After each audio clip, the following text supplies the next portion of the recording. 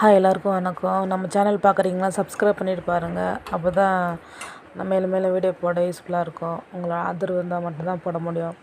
அப்புறம் நீங்கள் என்ன சாப்பாடு பார்த்துடலாமா? 4 பாப்பாடு பண்ணி எடுத்துக்கினேன். அப்புறம் நாஷ்டாவுக்கு வந்து ஆலு பரோட்டா பண்ணிக்கிட்டேன். பன்னீர் கிரேவி இருந்துச்சு, சூடு பண்ணி வச்சுட்டு அவங்க சாப்பிட்டுக்கோங்க. அப்புறம் ரெட் காராபாத்து, எல்லோ காராபாத்து, அப்புறம் இது பன்னீர் பஜ்ஜி போட்டிருந்தேன், வெங்காய பஜ்ஜி கொஞ்சம் போட்டிருந்தேன், அப்புறம் பேபிகார்ன் பஜ்ஜி அது கொஞ்சம் போட்டிருந்தேன், அப்புறம் வாழைக்காய் பஜ்ஜி எல்லாம் கொஞ்சம் கொஞ்சம், அப்புறம் அப்பளம் போட்டு எடுத்துக்கினேன், அப்புறம் சாம்பார் பண்ணியிருந்தேன், அப்புறம் ஒயிட் ரைஸு. எல்லாம் பண்ணுறதுக்கு கொஞ்சம் கஷ்டமாக இருந்துச்சு, எப்படியோ பண்ணிட்டேன்.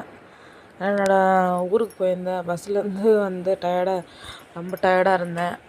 லீவ் போடலாம் பார்த்தா லீவ் போட முடியல.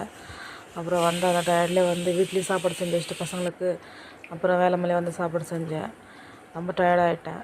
அப்புறம் எல்லா பஜ்ஜி போட்டு எடுத்துக்கினேன். அப்புறம் அப்பளம் அதில் ஒரு பக்கம் போட்டு வச்சுட்டேன். ஒயிட் ரைஸு, அப்புறம் எல்லா சாப்பாடெலாம் ரெடி பண்ணிட்டு கொஞ்சம் சட்னிக்கு ரெடி பண்ணி சட்னி அவங்க அரைச்சிக்கிற ரெடி பண்ணி வச்சுட்டு போன்னு சொன்னாங்க. அப்புறம் சட்னிக்கும் ரெடி பண்ணிட்டு வந்தேன். அப்புறம் 2 காராபாத்து மசாலா பண்ணியிருந்தேன், சாம்பார் கொஞ்சம் பண்ணியிருந்தேன், ஒயிட் ரைஸ் பண்ணியிருந்தேன், அப்புறம் 4 விதமான பஜ்ஜி பண்ணியிருந்தேன்.